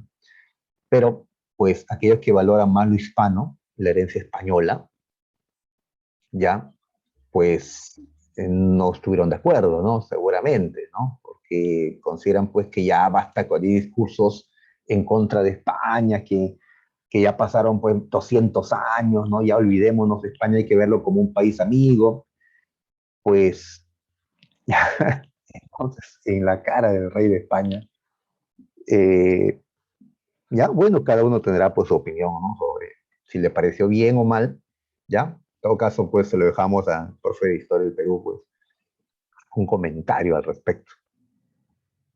Yo, yo no lo vi mal, ¿eh? No lo vi mal, ¿ya? Yo también habría hecho algo parecido, ¿no? Ok, muy bien, sigamos, a ver. Muy bien, estamos con Carlos entonces. Eh, ya sabemos que Carlos era emperador de Alemania con el nombre Carlos V y allí se enfrentó a los luteranos, a los protestantes que seguían a Martín Lutero. Pero como dijimos también la semana anterior, Carlos V no pudo vencerlos. Al final se dio la paz de Augsburgo, por el cual Carlos terminó otorgándoles libertad religiosa a los nobles de Alemania. Y así Alemania se dividió entre la religión católica y la religión luterana. En cambio, España se mantuvo fuertemente católica. En España, más bien lo que se impulsó fue la contrarreforma, ¿ya? La defensa del catolicismo. Y para eso se va a reabrir la Inquisición. Esto lo inicia Carlos, pero más lo impulsa su hijo, el que va a gobernar luego de él. ¿Ya? ¿Quién era su hijo? Antes de eso, tenemos por acá un mapita donde mostramos los distintos territorios que estaban en poder de Carlos en este siglo XVI. Como vemos, la unión de Castilla y Aragón, lo que llamamos España. También tierras en Italia, ¿ya? Austria, el Sacro Imperio Romano Germánico, ¿ya? También Flandes o los Países Bajos, ¿ya? El Franco Condado, ¿no? Un pedazo de lo que hoy es Francia. Y así todo esto era los dominios de Carlos V en Europa. Fuera de esto, hay que agregar los virreinatos que se habían creado en América. El virreinato del Perú y el virreinato de México o de Nueva España. Y fuera de esto, hay que añadir las Filipinas, colonias españolas en el sur de Asia. ¿Ya? Entonces, todos estos territorios le permitieron decir a Carlos V o Carlos I la siguiente frase: en mis dominios no se oculta el sol. ¿Cómo es eso? Que el sol siempre va a alumbrar a mi imperio. Si por ahora alumbra a mis dominios en Europa, después alumbrará mis dominios pues, en América o Asia. El sol siempre alumbrará una parte de mi imperio, porque mi imperio se encuentra en el mundo, ¿no? Así que una frase que representa el imperio colonial, ¿no? Las grandes posesiones que tenía este gobernante. ¿Ya? Muy bien. Decíamos que cuando ya Carlos estaba ya viejo, bueno, ni tanto, ¿no? Tenía 56 años, pero pues ya decidió entregarle el poder a su hijo, a Felipe II. ¿Ya? Felipe II era el nuevo rey de España, ¿ya? Hijo de este Carlos I y de una portuguesa, Isabel de Portugal, la que firmó la capitulación de Toledo con Francisco Pizarro. ¿Ah? ¿Recuerdan la historia del Perú? Muy bien. Felipe II gobernó, como vemos, en la segunda mitad del siglo XVI. Y con él España se mantuvo como la primera potencia europea. Muy bien, ahí vemos una pintura de Felipe II. ¿Ah? ¿Qué tal? ¿Qué prefieres? ¿El traje de Carlos o el traje de Felipe? ¿Ah? Este está un poquito mejor, ¿no? Ahí está. Pero fue que no usaban pelucas los reyes, todavía no. Eso de las pelucas lo va a iniciar el rey Luis XIV. ¿Ya? A ver, muy bien. Felipe heredó el imperio de su padre Carlos I, pero no heredó el Sacro Imperio Romano Germánico, o sea, Alemania, porque el Sacro Imperio no era heredable. El que gobernaba el imperio alemán era el que era elegido por unos príncipes electores alemanes. No era un cargo hereditario, sino electivo. Así que otro, un pariente de Felipe, un tío, fue el emperador del Sacro Imperio y él, Felipe, pues conservó los otros territorios. España, Italia, Países Bajos, ¿ya? América, las Filipinas, pero no Austria ni el Imperio Alemán. Muy bien. Con Felipe se consolidó el dominio español en Hispanoamérica. Claro, ustedes recordarán que llegó al Perú un virrey llamado Francisco de Toledo. Y Toledo llegó para consolidar el virreinato, para establecer reformas que hagan posible este régimen virreinal. Pues ¿quién mandó a Francisco de Toledo al Perú? El rey Felipe II. ¿Ya? Así que si Carlos I creó el virreinato, pues Felipe II es el que lo organiza, lo consolida a través del virrey Toledo.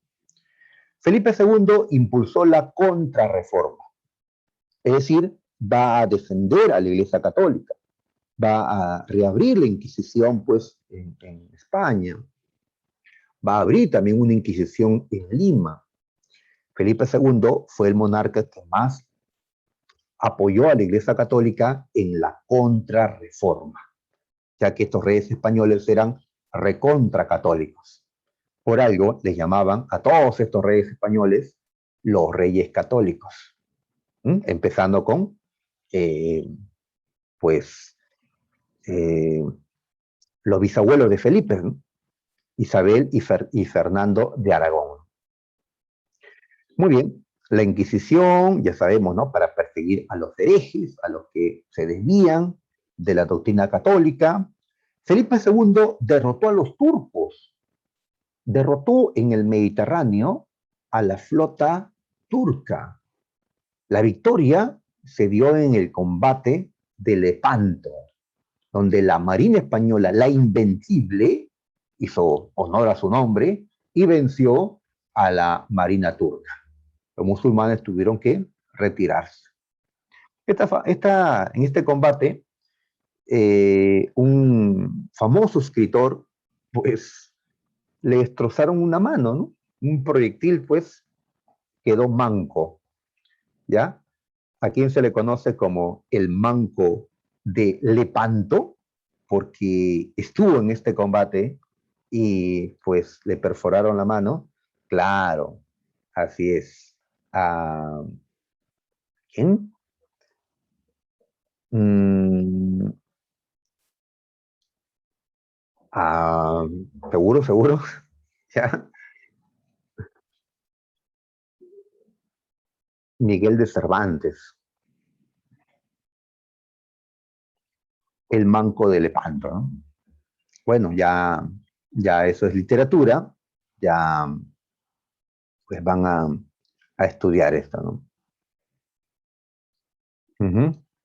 Cervantes. Muy bien. Ajá, Miguel de Cervantes, sí. El manco de Lepanto. Menos mal, solo una mano, ¿no? Le quedó la otra, porque si hubiera perdido la otra mano también, se hubiera muerto, no tendríamos El Quijote, ¿sí? Una obra, pues, fundamental, ¿no? En la literatura castellana, ¿no? Salud, salud. Muy bien, sigamos a ver. Así que hasta aquí, con Felipe II, España era muy poderosa. Ah, me había saltado algo. Portugal. A ver, hubo un momento en que se dio un vacío en el poder en Portugal. No había rey. Así que Felipe se propone como rey de Portugal. ¿Así? ¿Qué tiene que ver con Portugal? Su madre era una princesa portuguesa. Su madre Isabel era portuguesa. Felipe tiene sangre portuguesa también. Sangre española, austriaca, portuguesa, por los matrimonios, ¿no? Las alianzas estas, pues, ellos podían reclamar más de un trono. Y con toda la plata que tenía Felipe y la influencia que tenía este monarca, pues lo pusieron como rey de Portugal. Era al mismo tiempo rey de Portugal y rey de España, así como su padre había sido al mismo tiempo rey de España y rey de Alemania.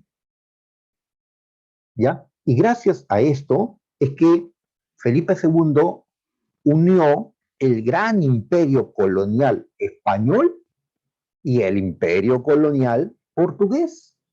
En ese tiempo, Perú y Brasil, ambos eran virreinatos, pero uno español y el otro portugués, Perú y Brasil tenían un mismo rey, Felipe II. Felipe II. Ah, por cierto, durante la época virreinal, ninguno de estos reyes, ninguno de estos reyes tuvo la, ¿qué podemos decir, no? La gratitud, digamos, de venir al Perú a conocer el lugar de donde provenía la mayor parte de sus riquezas. Ninguno de estos reyes se dignó en visitar el Perú. ¿Ya? Así es. Y ahora cuando viene un rey, como pasó, ¿no? En la juramentación de Castillo, pues hasta recibe, ¿no? Una crítica, bueno, justificada por la historia, ¿no? Solo que para muchos tal vez ya no es conveniente, ¿no? Recordar cosas porque puede ir en contra de las relaciones internacionales que tenemos, ¿no? Pero ahí está, pues es parte del pasado, ¿no? Y seguramente los españoles saben, pues, que así fueron las cosas, ¿no? O se estarán engañando diciendo que no, que ellos trajeron la modernidad al Perú. No creo, ¿no? Muy bien. Entonces, hasta aquí España era arriba, ¿no? Pero, pues, ¿qué pasa? España entra en crisis. La crisis, ¿cómo fue que empezó? Pues por una derrota. A ver, España e Inglaterra se volvieron enemigos. ¿Ya? No lo habían sido antes. Cuando Enrique VIII estaba casado con Catalina de Aragón, tía de Carlos V, ¿ya? Eran aliados, España e Inglaterra. ¿Ya? Así es. Pero luego Enrique VIII rompió con Catalina, se casó con Ana, tuvo otras esposas, ahí se distanciaron España e Inglaterra. Pero después que murió Enrique VIII y asumió la corona una hija de Enrique llamada María, María la Sanguinaria le decían, porque persiguió a los protestantes, ella quería restablecer el catolicismo. María estaba casada con Felipe II, con este rey español.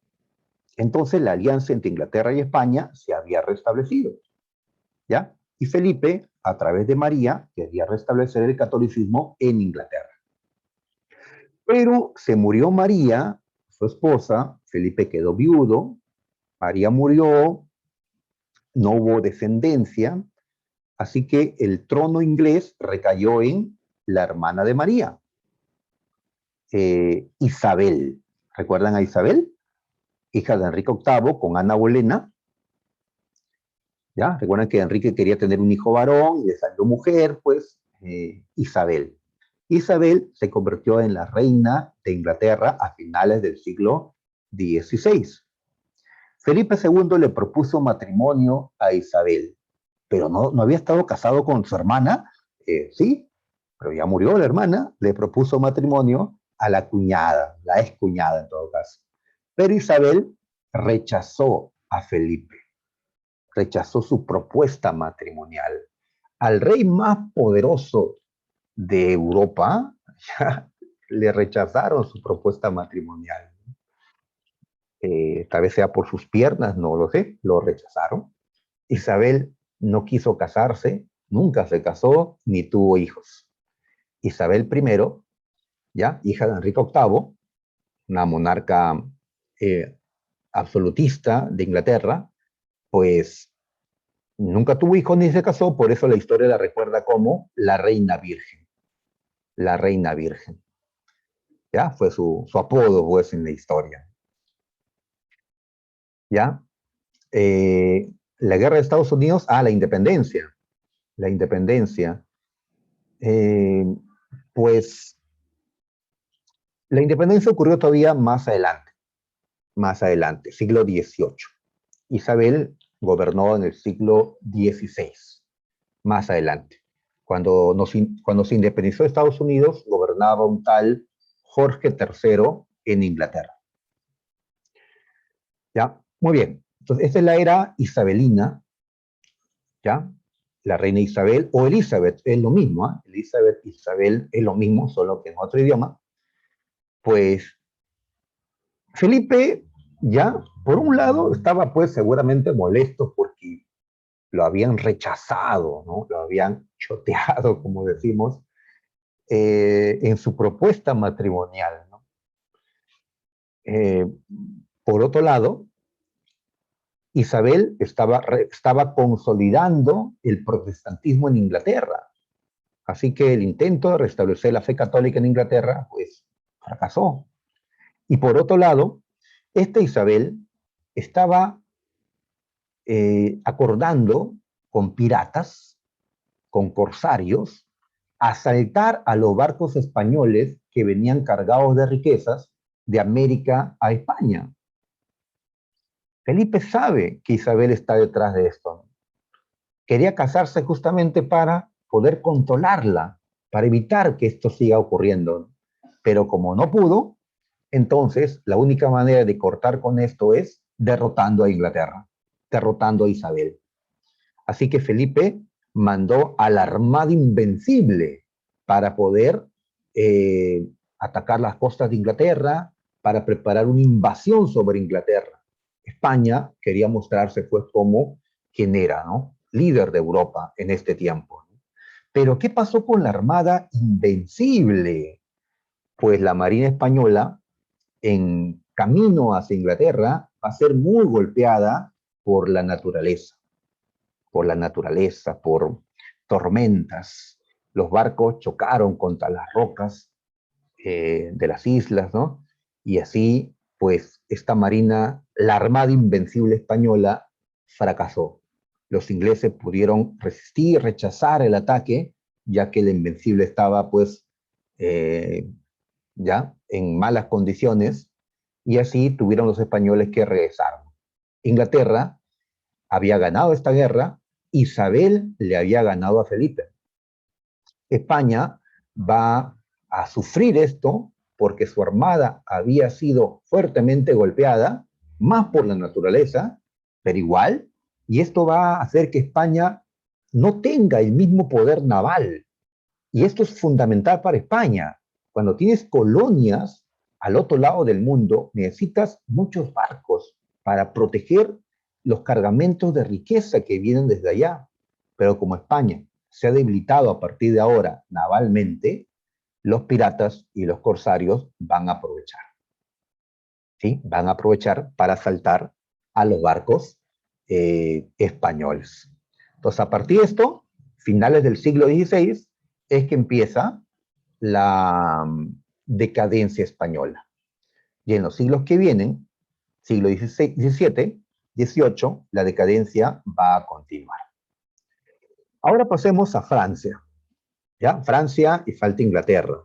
Ya, a ver. A ver, nos ubicamos en Francia ahora.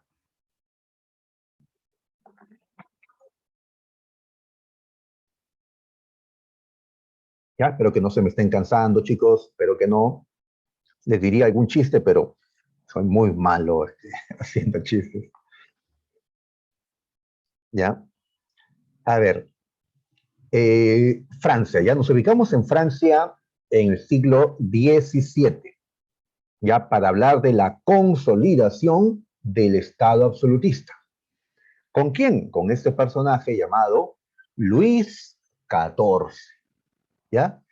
Hay muchachos que se confunden, profe, yo recuerdo a este rey, pero se llamaba Luis, pero no me acuerdo su número, porque en efecto hubieron 18, ¿ya? 18 y hasta más después, ¿no? Como Luis Felipe I, Luis Napoleón. Hubieron unos 20 Luises que reinaron Francia, ¿ya? Y están enumerados, ¿no? ¿Ya? Y no recordamos, pues, qué número de Luis era, ¿no?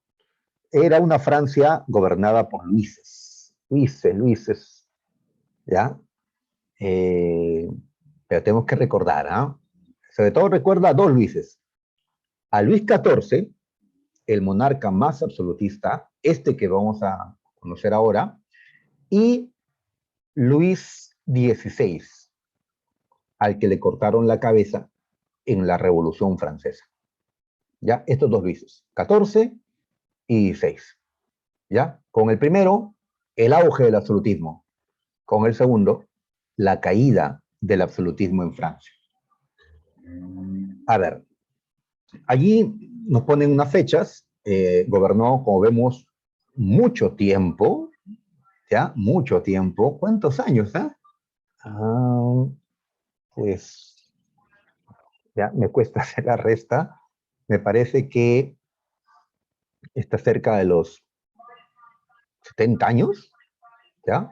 Wow, ¿no? Tuvo un larguísimo reinado este Luis XIV. Eh, la era de Luis XIV, claro. Muy bien. A ver, más de 50 años reinó, ¿no? Así es. Luis XIV. Muy bien. Allí tenemos una pintura sobre Luis. Ah, ahora sí está usando peluca, como verás. ¿Ya? Sí, pues con él empezó la moda de las pelucas.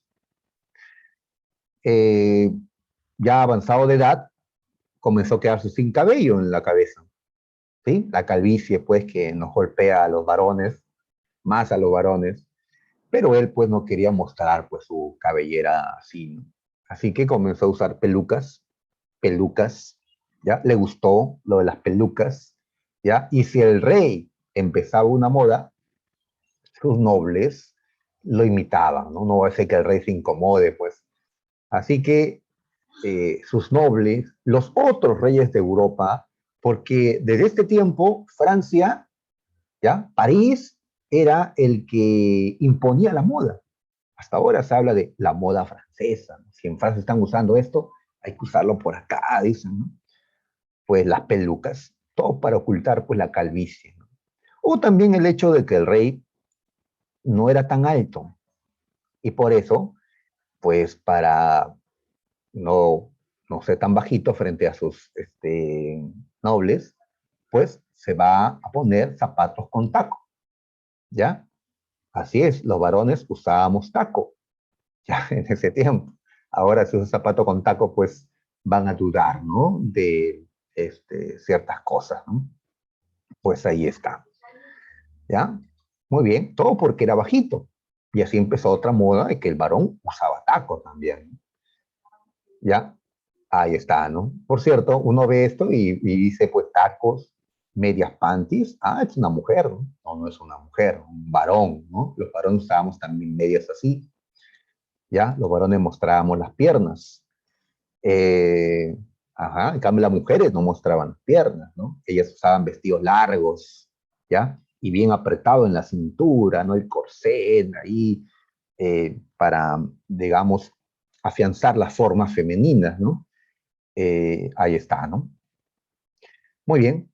Así que esa va a ser la moda de los reyes y los nobles en este siglo XVII, XVIII, hasta el XIX.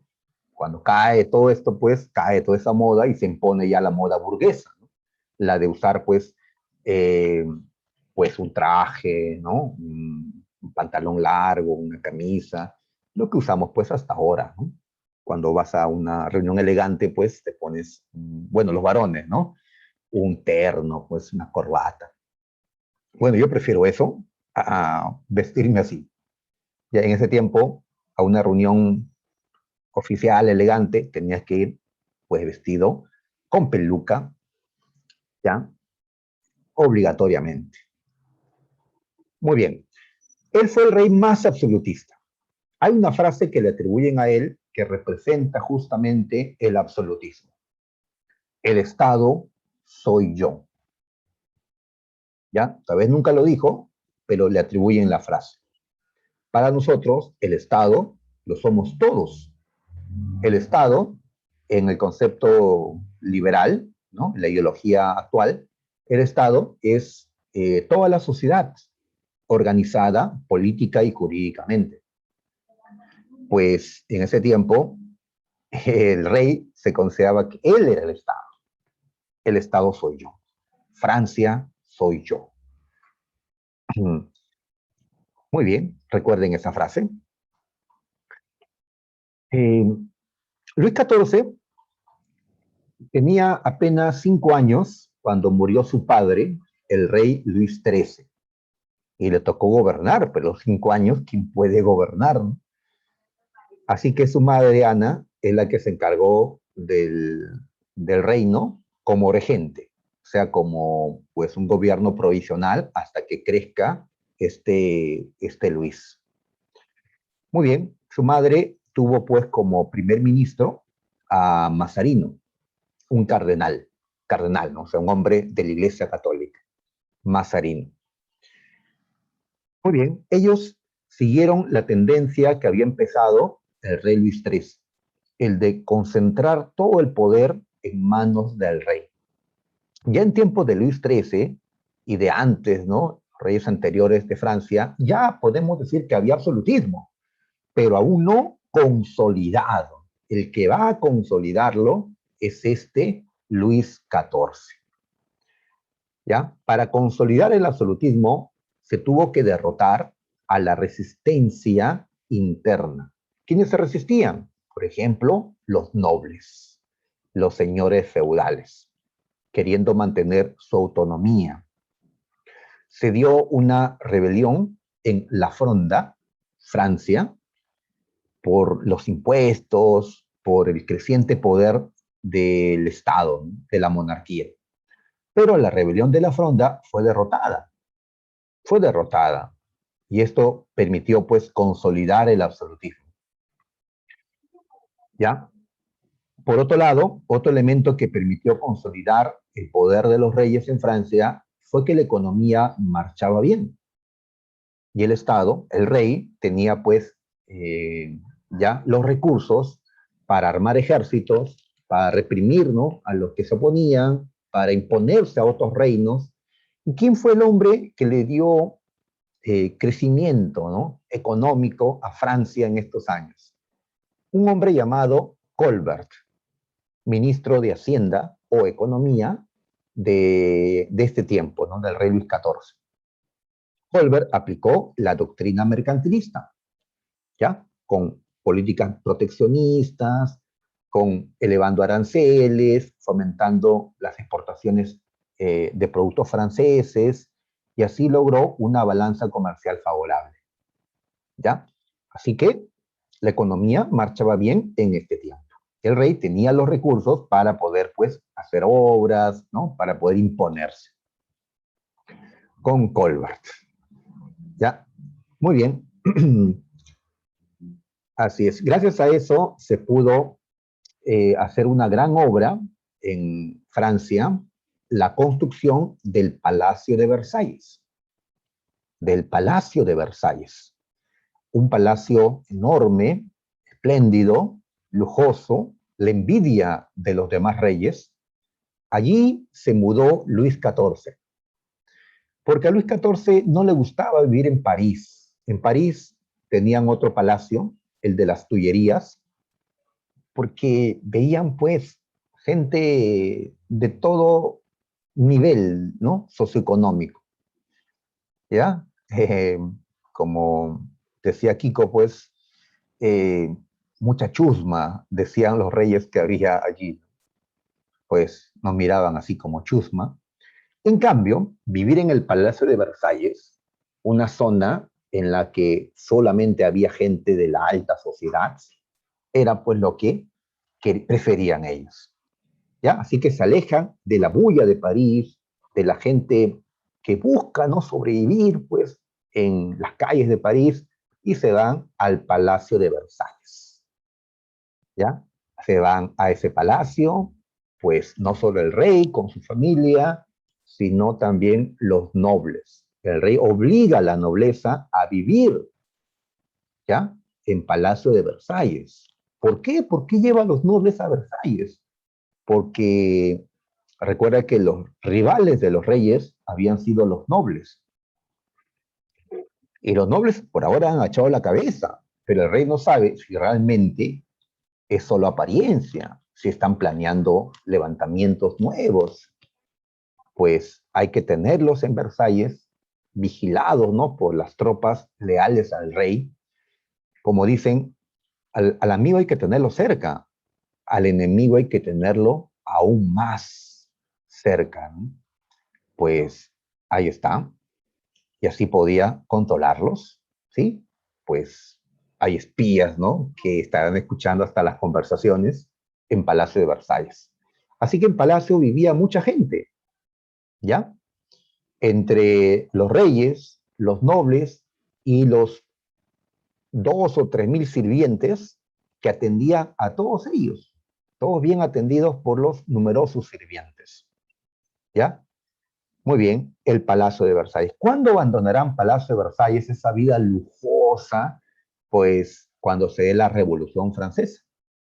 Los franceses le dijeron, no, vengan acá a París, a la capital. Tienen que estar con el pueblo y no alejados en su lujoso palacio. Eh, por cierto, no les mencioné, pero cuando murió Mazarino, que era el primer ministro, Luis XIV no nombró a otro primer ministro, se nombró a sí mismo. Yo seré mi propio primer ministro. Con esto, ya Luis XIV terminó consolidando el absolutismo, ¿ya? El rey estaba encargado directamente del gobierno. Muy bien. A este hombre se le conoce como el Rey Sol. El Rey Sol. Cuentan que en una ocasión salió disfrazado de el dios Apolo, el dios Sol. Y sus nobles bailaron alrededor de él, como si fueran los planetas que giran en torno al Sol. Ten en cuenta que para estos años ya Copérnico primero, Galileo después, habían ya eh, sostenido que la Tierra giraba en torno al Sol, la teoría heliocentrista. Ya se estaba viviendo lo que llamamos la revolución copernicana, que da inicio a la ciencia moderna. Así que los nobles bailaron en torno a él. Él era el centro, él era el sol, era Apolo, el sol. Muy bien, así que quedó pues ese apodo, el Rey Sol. ¿Ya? Y que todo giraba en torno a él, porque él era el centro del universo, como se decía en ese tiempo, que el Sol era el centro del universo. Muy bien, ahora, pero el rey tiene el poder dentro de Francia, pero y afuera, pues afuera también lo va a tener. Se produjo una guerra, la de los 30 años, ya que se peleó desde 1618 a 1648, 30 años clavaditos. Muy bien, ¿quiénes se enfrentaron acá? A ver, la guerra de los 30 años fue una guerra que empezó en el interior de Alemania, del Sacro Imperio Romano Germánico, ya que los luteranos, los nobles luteranos de Alemania, que habían obtenido la libertad religiosa el siglo anterior con la paz de Habsburgo, ahora les habían quitado esa libertad religiosa. ¿Ya? El Sacro Imperio quería ser nuevamente un imperio solo católico. ¿Ya? Así que los emperadores van a perseguir a los luteranos de Alemania. ¿Ya? Una nueva guerra religiosa estallaba dentro de Alemania. ¿Ya? Como en tiempo de Carlos V. Muy bien. Entonces esto ocasionó que otros países se metan. Dinamarca, Suecia, Noruega, eran territorios luteranos también, que se involucran a favor de los luteranos de Alemania. España se mete en favor, pues, del imperio alemán. Recuerda que los que gobiernan en Alemania y los que gobiernan en España son parientes. Ambos son Habsburgo. Y la familia Habsburgo era la que tenía más poder en Europa, como vimos hace un momento. Francia, ¿qué hace? En Francia gobiernan estos Luises que pertenecen a la dinastía Borbón. ¿Ya? Borbón. Muy bien, ¿qué hacen? Se meten a la guerra. ¿Para qué? Para que fracasen los reyes de España y los emperadores de Alemania, para que fracasen los Habsburgo, para que los Habsburgo pierdan poder en Europa y la familia Borbón sea la que ahora sea la familia dominante en Europa. Así que hay una lucha acá entre los Borbón y los Habsburgo. ¿Ya? Así es, dos familias, la que gobernaba en Francia y la que gobernaba los Habsburgo en España, Austria y Alemania. Además, Francia buscó, claro, ganar territorios a través de esta guerra. ¿Ya? Muy bien. Y Francia se metió apoyando, curiosamente, a los luteranos de Alemania, cuando Francia era un reino católico. Luis es católico, el cardenal era católico, y apoyaron a los luteranos, con tal de debilitar, pues, al imperio alemán y a España. ¿Quién ganó la guerra de los 30 años? Pues la ganó Francia. La ganó Francia. Francia derrotó al imperio alemán y se firmó la paz de Westfalia de 1648. Terminó la guerra a los 30 años y Francia, pues, logró tomar territorios. El imperio alemán tuvo que cederle Alsacia y Lorena a Francia. Territorios que más adelante Alemania va a querer recuperar. Por eso Francia y Alemania van a ser históricos enemigos por estas tierras de Alsacia y Lorena. Algo así como la cuestión de Arica, Tarapacá, entre Perú y Chile. Ahí está. Serán enemigos, imagínate, hasta las guerras mundiales. Hasta las guerras mundiales, Francia y Alemania seguirán peleándose por Alsacia y Lorena, como llegaremos a estudiar, ¿no? Muy bien, Francia ganó entonces y la familia Borbón se impuso en Europa.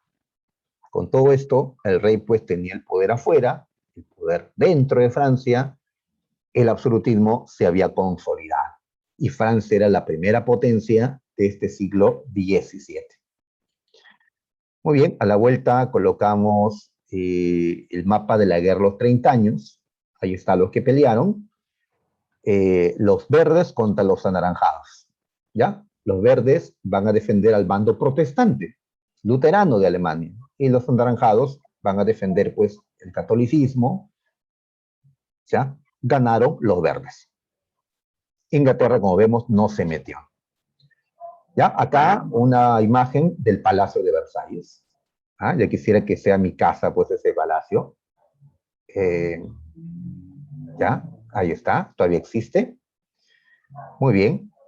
Ahora, para el año 1700, como habrás estudiado en la historia del Perú, para el año 1700, eh, murió el último rey Habsburgo de España, un tal Carlos II el Hechizado, así le decían. Con la muerte de él, terminó la dinastía Habsburgo en España. Y el que fue nombrado heredero fue un, un Borbón, un Borbón, un nieto del ya anciano Luis XIV. Un Borbón iba a reinar España a partir de ahora. Y hasta ahora los Borbón reinan en España. El rey que vino acá es Borbón. Pues perfecto, dijo Luis XIV. ¿Ya? Porque esto qué significa? Si hay un Borbón en España y hay otro en Francia, significa que España y Francia serán a partir de ahora aliados. Y si sumamos el poder económico y militar que Francia tenía con las ricas colonias que España poseía, seremos invencibles, creía Luis XIV. ¿Ya? Muy bien, entonces Luis XIV va a poner como heredero suyo, ya, y estaba anciano, mi heredero va a ser ese hombre que va a gobernar España ahora, un hombre llamado Felipe V. Felipe V iba a ser rey de España y de Francia al mismo tiempo, cuando muera Luis XIV. Entonces, ¿quiénes saltaron contra esto? Inglaterra, Austria, Portugal, ¿no? Y otros. Los demás reinos saltaron porque si un solo hombre era rey de Francia y España al mismo tiempo, sería muy poderoso, ¿ya? ¿Cómo se llamó a esta guerra? Pues la Guerra de Sucesión Española, ¿ya? Terminó en 1713 con el Tratado de Utrecht, por el cual Felipe V de Borbón sí llegó a ser rey de España. Los Borbón se instalaron en España y hasta el día de hoy no se han retirado. Pero él no podía ser rey de Francia, fue el acuerdo. Así que Luis XIV le entregó el poder a Luis XV, otra persona, otro heredero ya, ¿no? Muy bien, de todas maneras, España y Francia van a ser aliados porque van a tener a la misma familia en sus coronas, los Borbón. Muy bien, de aquí tenemos que pasar a Inglaterra. Nos falta Inglaterra y las preguntas de repaso. Pero muchachos, siendo las 10 de la mañana y habiendo ya pues hablado casi 2 horas seguidas, estarán un poquito cansaditos. Vamos a darnos un pequeño descanso, ¿ya? Un recreo, ¿ya? Así que vamos a retomar a las 10:10, ¿ya? Con permiso de la tutora, ¿ya? Vamos a volver pues en unos minutos, ¿de acuerdo? Muy bien, vayan leyendo las preguntas del repaso, ¿no? Por ejemplo, de este tema también, ¿ya? Listo, entonces nos vemos en un momento, ¿ya? Eh, Voy a dejar el Zoom abierto, ¿no? Me parece que sí.